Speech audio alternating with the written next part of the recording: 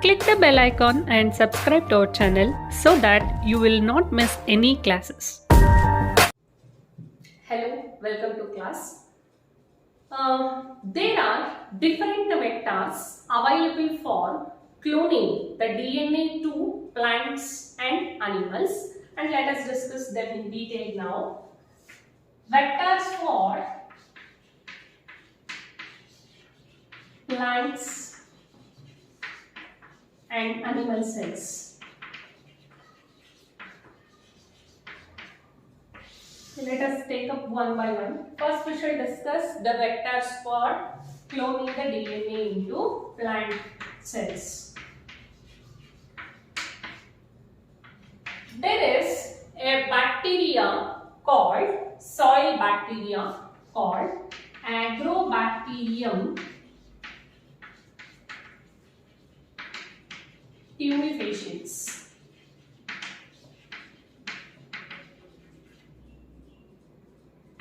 Agrobacterium tumefaciens is a soil bacteria, and this has a plasmid, naturally occurring plasmid called TI plasmid.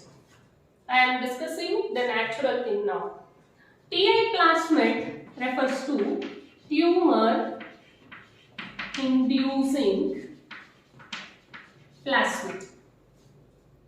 Now, as I told, these bacteria are soil bacteria. That means they are present in soil.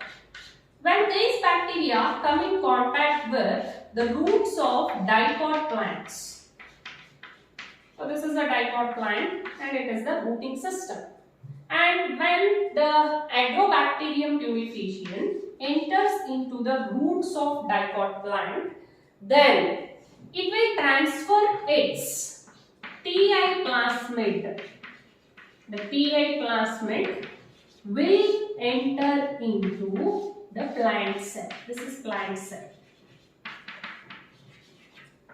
And this TI plasmid will have a special segment of DNA which is called, special segment of DNA is present which is called tDNA. A small length of about 30 kilobase pairs. So this tDNA is made enter into the plant genome. Okay. So I am discussing now. This is TI plasmid.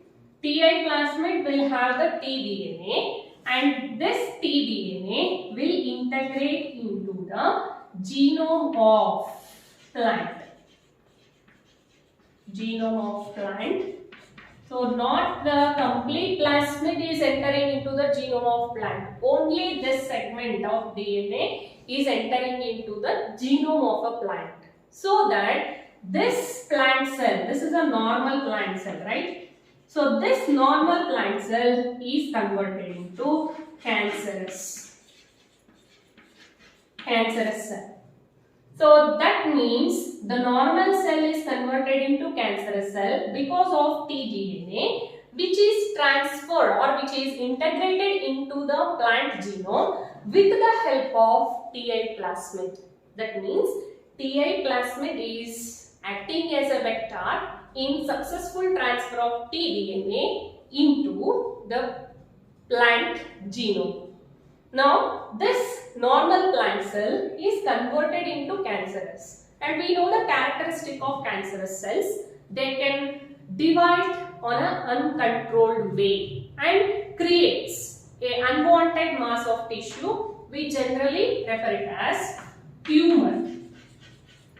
So this plasmid is responsible for inducing the formation of tumor. That's why the name is given as tumor inducing plasmid. Okay, so when the cell is converted into cancerous, then it will form an unwanted mass of tissue in the roots. So like this, and this disease is popularly known as crown gall. Then scientists have observed this and they thought of using this tDNA for the gene of our interest into any of the diploid plants. Then you think what may be done? We don't want the cell to be cancerous, and for the conversion of normal cell into cancerous cell, the responsible DNA is tDNA. So just think what we should do. Just what we have to do is we have to inactivate this tDNA. Yes or no? So tDNA is doing all the things. Okay. So the Ti plasmid is altered. Ti plasmid is altered to not to cause disease in plants, but it should have the capacity to transfer the DNA. Okay, so the tDNA is made inactivated, and Ti plasmid is used for transferring the gene of our interest into any of the plant cells. So that is how the Ti plasmid is altered in transferring the genes to plants. Okay, and apart from this, there are other viruses used in transferring the genes into plant cell, and that one is cauliflower mosaic virus. Cauliflower mosaic virus, CMV, is also used for transferring the genes into plant cells. And for animals, in the same way, for animals, there are the virus called retrovirus. Retrovirus. They can infect the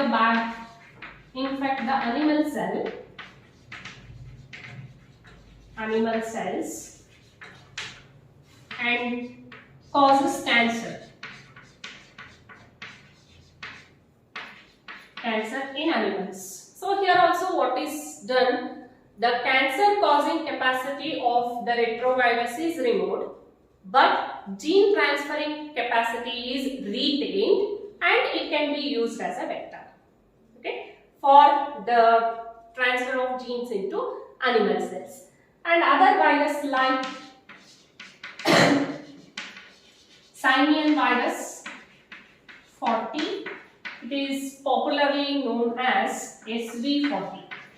Simian 40 means somebody will not remember it, but SV40 means it will flash a slide.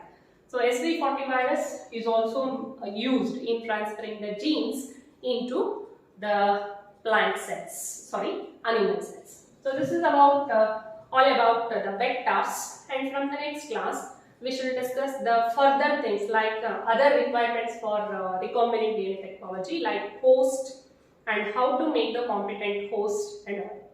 Okay, thank you.